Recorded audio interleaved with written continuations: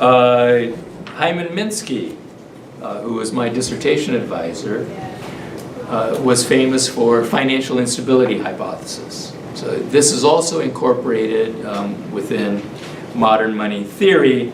The most famous line from Minsky is, "Stability is destabilizing." Okay. So if the economy appears to be operating in a very stable manner, the problem is that people will change their behavior. They will assume that it's safe to take more risk. As they take more risk, the stability disappears and you get a financial crisis. Okay, so in one sense, that's the theory. And so by using the understanding of sovereign currency, okay, which came from Knapp, Innes, Goodhart, and so on, we were able to, beginning in 1992, to write about the coming crisis in Euro land.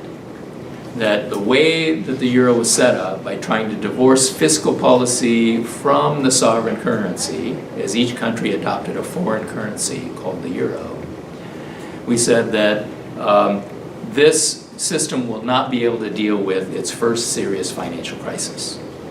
And then following Minsky, we said, aha, we have our chairman, Greenspan and Bernanke, famous for eliminating risk.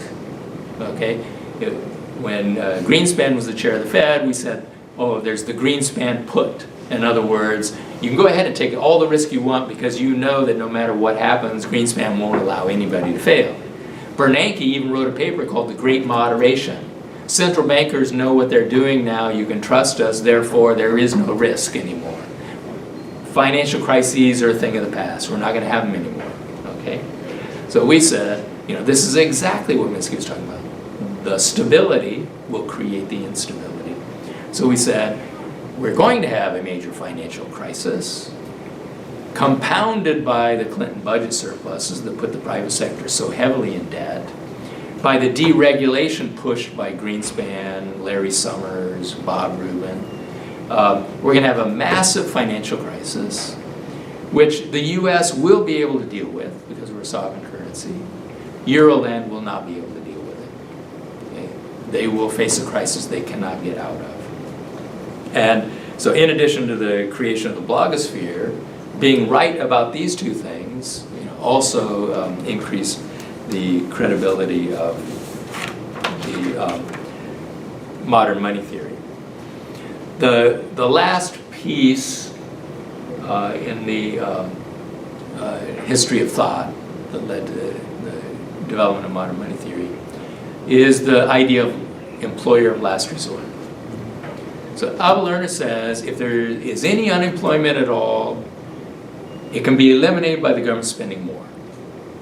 Now the problem is that you can get inflation. Lerner thought you get inflation only when you go beyond full employment. Now in the 60s he changed his mind on this. But writing in the 40s, his prescription was just spend more. Okay? The problem is we get inflation long before we get to full employment. And so the government has to cut back its spending, raise taxes, slow down the economy before we ever get to full employment. So Hyman Minsky, who's known for financial instability, in the 1960s worked to develop a proposal of employer of last resort. So he argued that only the government can afford to hire all the unemployed. And so it must be the government's responsibility in order to maintain full employment. And we do that with what we now call a job guarantee. He called it employer of last resort. So what you want to do is design a New Deal's style jobs program in which the government takes workers as they are, pays them a wage which will become the minimum wage throughout the economy. Hopefully it's a living wage.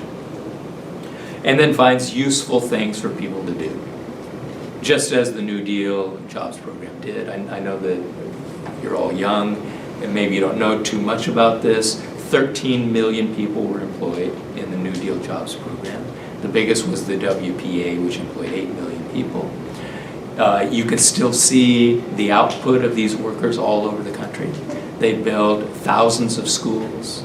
They built probably tens of thousands of bridges, hundreds of thousands of miles of road. They built public buildings all over the United States.